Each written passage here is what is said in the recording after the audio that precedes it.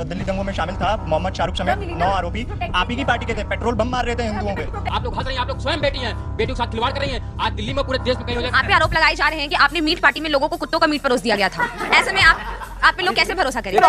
लेकिन ये कंट्रोवर्सी बड़ी एम्बैरेसिंग है। आपने मटन घोल के कुत्ता खिला दिया, ये तो बड़ी एम्बैरेसिंग है। इस देश का एक बहुत बड़ा नेता न कुकुर कुत्ता बहुत महंगा खाता है, ये बात तो बिल्कुल सभी कौन। अरे आपसे मैं पूछना चाहता हूँ, जवाब तो ले लोगे। आप हिंदू मुस्लिम की बात कर रहे थे ना, क्यों नहीं कहते तेजस्वी यादव वहाँ पे? अच्छा आप जो ईद में बकरीद में आप जाएंगे जो है उसमें टोपी जवाब ले लो, हो गया। आपको वहाँ नहीं नजर आता। आप यहाँ की जाति की बात करते हैं।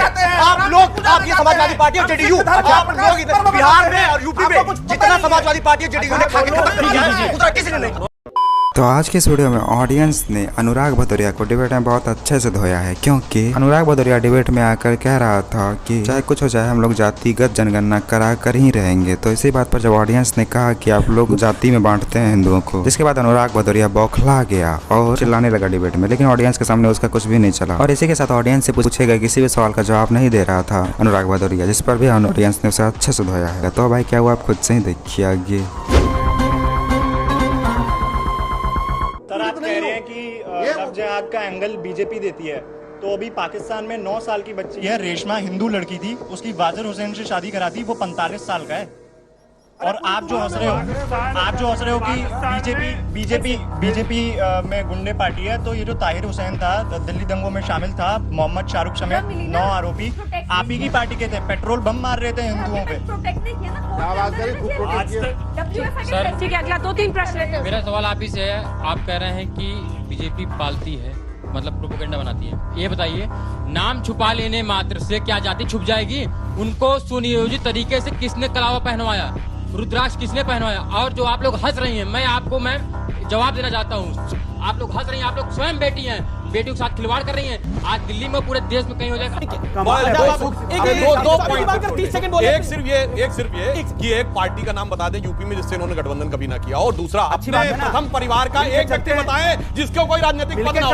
35 लोगों के पास राजनीतिक पद है, एक व्यक्ति का नाम बताइए। मैं कह रहा हूं पूरा परिवार अपना है भाई, पूरा परिवार अपना नहीं है, संगठन परिवार का अपना है, सब कुछ पूरे परिवार का है। आप पे आरोप लगाए जा रहे हैं कि आपने मीट पार्टी में लोगों को कुत्तों का मीट परोस दिया गया था।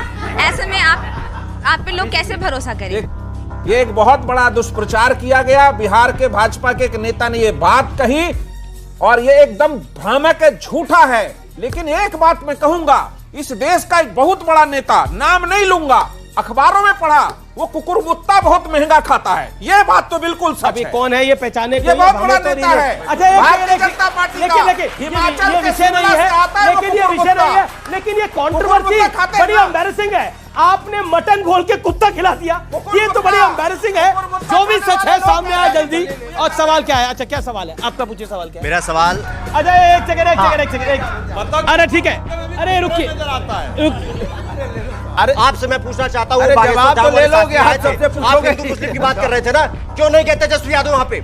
अच्छा आप जो ईद में बकरीद में आप जाएंगे जो है उसमें टोपी जवाब ले लो, हो गया। आपको वहाँ नहीं नजर आता। आप यहाँ की जाति की बात करते हैं।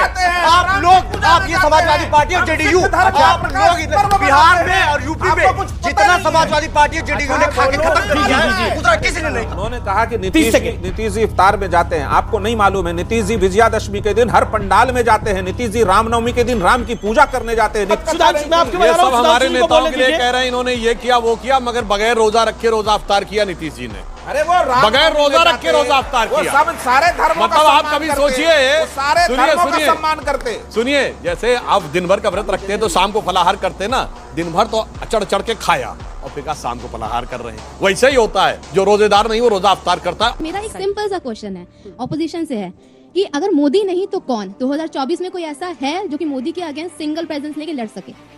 मोदी के अगेंस्ट अंजना जी नहीं तो पहचान कौन?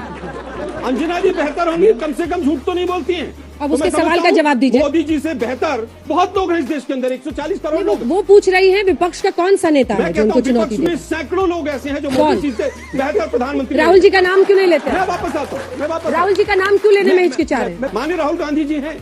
हाँ तो आप नाम लेते सीधा, जैसे उसने पूछा था राहुल गांधी बोलते। मैं फिर कह रहा हूँ, लोकतांत्रिक प्रक्रिया में सांसद अपने नेता को चुनते हैं। सबसे पहले तो हिचकिचाहट हटानी पड़ेगी। अपने नेता से ज्यादा क्षमता आप मुझ में देखते हैं, ये तो चिंता की बात होनी चाहिए कांग्रेस के लिए।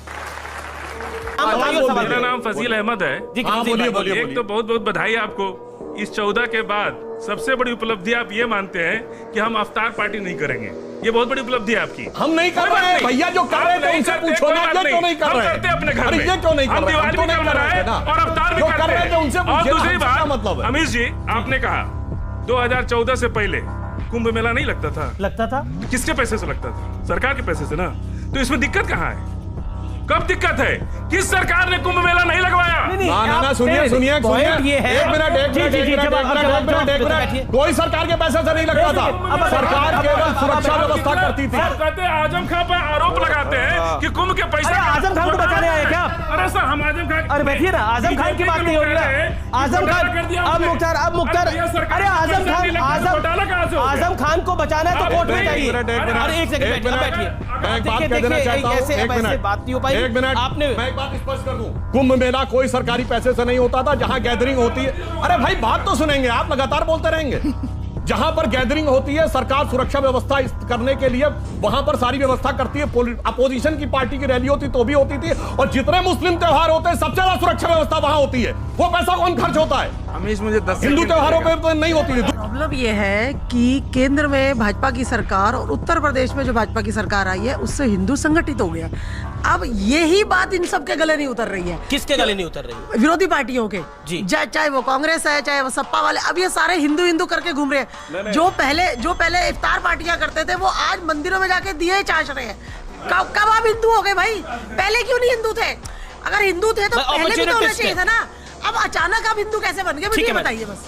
दीपावली एक बात एक बात शांत जी, इन्होंने कहा था कि दीपावली फिजूल खर्ची है। मैं बताता हूं दीपावली करना क्यों आवश्यक है। दुनिया का इतिहास भरा पड़ा उस उदाहरण से, भाई भाई को मारकर गद्दी पे बैठा, बेटा बाप को मार के गद्दी पे बैठा। दिवाली उसका प्रतीक है कि 14 वर्ष तक जब भाई गया जंगल में तो दूसरा भाई खड़ाऊ रख के शासन किया और थाली में खड़ाऊ लेके उसका स्वागत करने को तैयार खड़ा था। वो आदर्श है जो दुनिया के सामने होना चाहिए, ना कि वो कि 4 भाई एक वो भी थे जिसमें सुजा मुराद और दारा के रूप में औरंगजेब ने 4 का कत्ल किया और अपने सगे बड़े भाई का सर काट के थाली में अपने बाप के पास भेजा था। आप बताइए, आप अपने घर में क्या चाहते हैं? भाई का कटा हुआ सर थाली में या भाई के हाथ में रखी हुई पादुका? एक दिया तक कि जो सावरकर जिन्ना के साथ बैठ करके टू नेशनल थ्योरी बना रहे थे, वो सावरकर वीर हो गए। सुनिए, वो जो आम आदमी पार्टी वाला कहता था कि वहाँ पे शौचालय बना दो, विद्यालय बना दो, दिल्ली में मंदिर बनवा। सवाल एक सेकंड, आपका नाम और सवाल। कुमार गौरव, मैं भाई साहब से पूछना चाहता हूँ, आप वीर सावरकर के ऊपर प्रश्न नहीं उठा रहे हैं। आप एक बार जाके वहाँ पे जेल में जाइए, वहाँ पे जेल पीसीए, जाके पता चल जाएगा सावरकर क्यों जरूरी है। देखिए, ऑडियंस को बोले थे एक सवाल तो देखिए, सावरकर के बारे में पहले पढ़ लीजिए, फिर आप समझिए सावरकर के बारे में। अनुराग भदौरिया जैसे लोग बातें ही ऐसे करते हैं जिससे ऑडियंस हमेशा इसे धो देती है। अनुराग भदौरिया डिबेट में तो आ जाता है, लेकिन उसे खुद पता नहीं होता है कि ये बोल क्या रहा है, बस वो चिल्लाए जाता है और अपनी कई कई बातों में जब फंस जाता है तो चिल्ला कर अपने आप को सही साबित करने की कोशिश करता है। लेकिन जैसा कि आपने देखा, ऑडियंस के सामने इन लोगों का कुछ भी नहीं चलता है, बल्कि इसे बस सुनना पड़ता है। खैर, आपको अगर थोड़ा सा वीडियो अच्छा लगा तो वीडियो को लाइक कर दीजिए और ऐसे वीडियोस के लिए आप हमारे चैनल को सब्सक्राइब जरूर कर लीजिएगा। हम मिलते हैं बहुत जल्द किसी और वीडियो में।